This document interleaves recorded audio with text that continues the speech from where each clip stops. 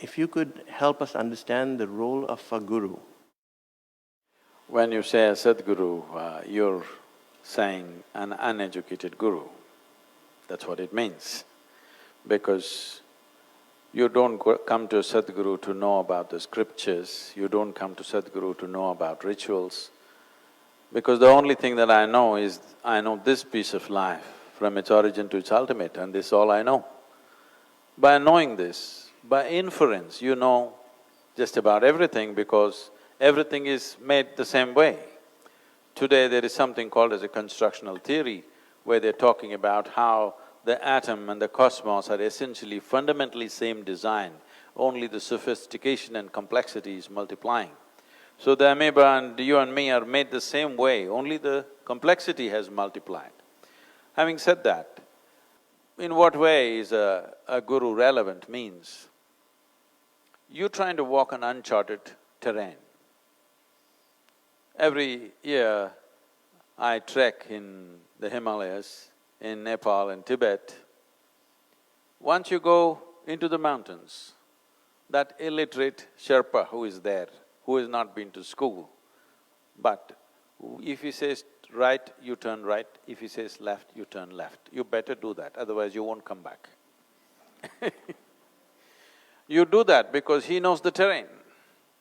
The same goes for this. This is just an inner terrain. It's best to walk with somebody who's already walked the path. Otherwise, simple things will become complicated. What is next door, you will go around the world and come back to it. So, why is a guru needed? It can be done without it. I'm asking you a simple question. Even to learn ABC, the alphabet, you needed a teacher.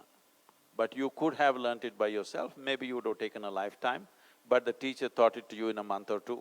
That's a big difference. So, like somebody was talking to me and they asked, what is this guru about? I said, this is the GPS, a living GPS, a guru positioning system, you know. If you want to find your way, it's best in uncharted terrain, unknown terrain, it's best to walk with somebody who's already done the terrain once or many times. Otherwise, simple things will become very complex.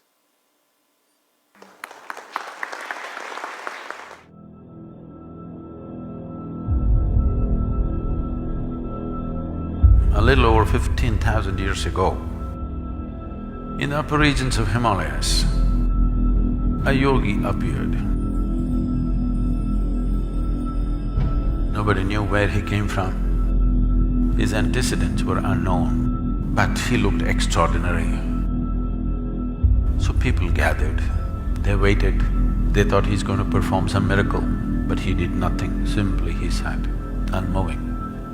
Only 7 people hung on. These 7 people recognized that this is a fantastic miracle because only someone who has transcended the physical nature can simply sit. Then they begged him, you seem to be knowing or experiencing something that we cannot imagine, please teach us. Then he gave them some few simple preparatory methods and said, you prepare yourself, let me see.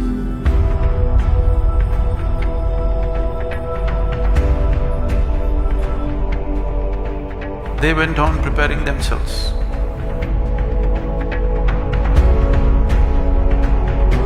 Months went into years, years went into decades. 84 years passed. One day, he just looked, these 7 people had become shining receptacles.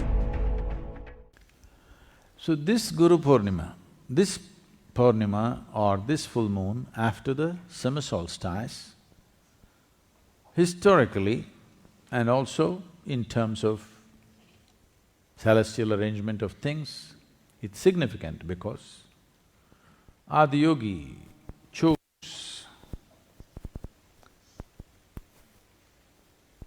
to become a Adi Guru.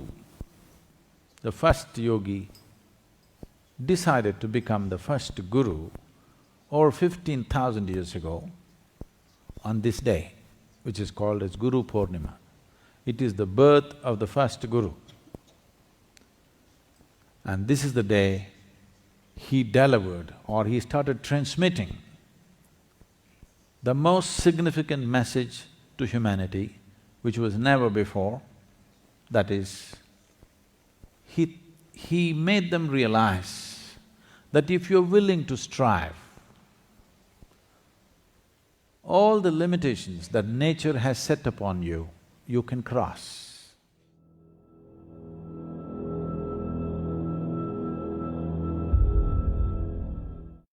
For spiritual life, whether one has to search for a Sadhguru or it happens. Where will you search and how will you know who is Sadhguru and who is not Sadhguru? You have no way to judge, isn't it? So how do I seek something? You just seek. You simply seek, I want to know. The more you become I do not know, the deeper your seeking is, isn't it? Seeking does not mean seeking something. Seeking means seeking that which you do not know. If you have to seek, you should not make any assumptions, isn't it so? You already made an assumption, God is sitting up in the heaven, I am seeking Him. This is not seeking. This is just hallucination. Seeking means simply seeking. Seeking is possible only when a deep I do not know has happened within you.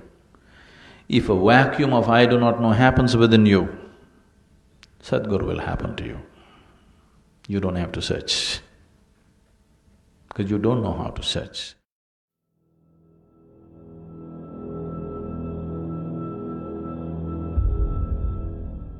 What does one do?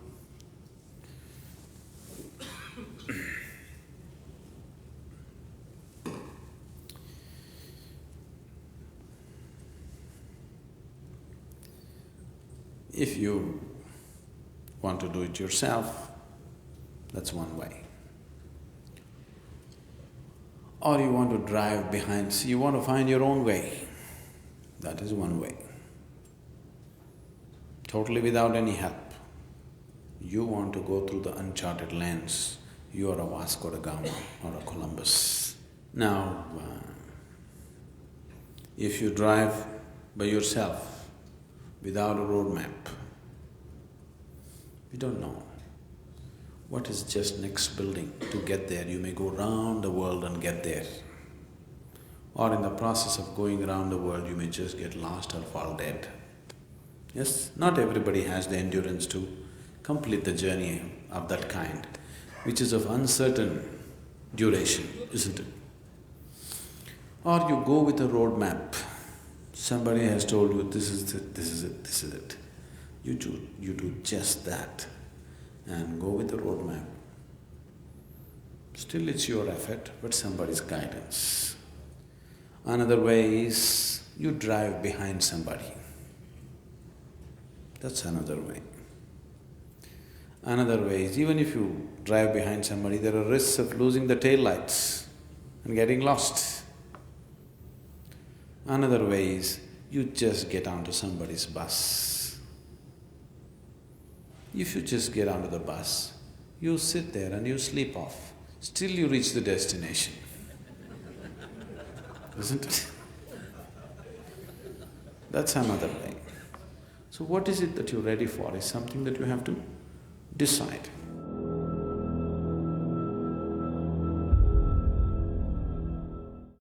I have very strong sense of aesthetics. Because of that, only if you strive to keep yourself open, depending upon how much openness you create, that much of an active role I will play. If you allow me, I will even decide what you should eat for your breakfast. Not as an imposition, but as a natural choice. I'm saying, in the most mundane things, also it can find expression. So you're going to come and between idli and dosa you will choose for me? Not like that. You're walking on the street, whether you step into your pit or on the road or on the pavement is determined not by you, but by the sunlight, isn't it? In that sense, yes, every aspect. If you are willing, if you want to have your own life, it's up to you. You want me only to influence your spiritual life only, I am fine. Some people see sunlight only when they go on a vacation, once a year. Some people, every day in the morning, they wake up early in the morning just to welcome the sun. That's your choice. I'll leave that to you.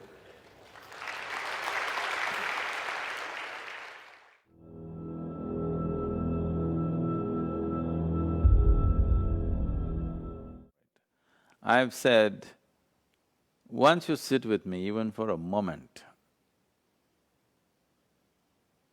then there is no such thing as privacy in your life.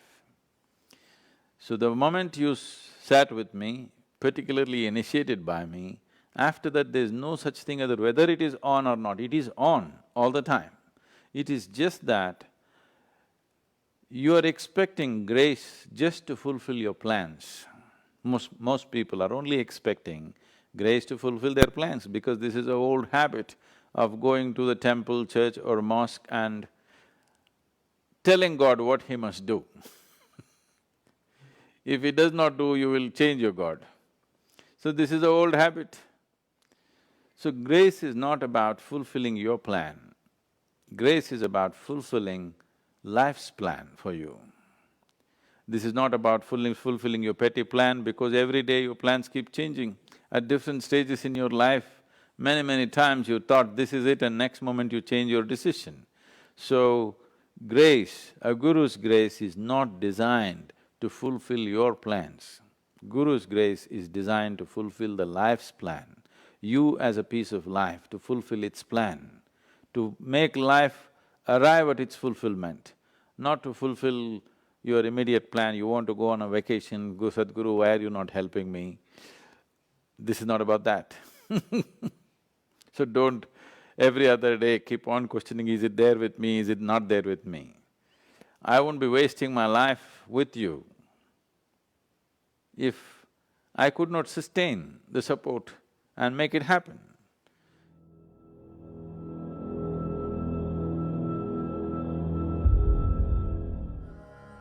Guru is just a device. Guru is not a person, this must be understood. Only when you begin to experience me as something more than a person, only then I am your Guru, till then I am not.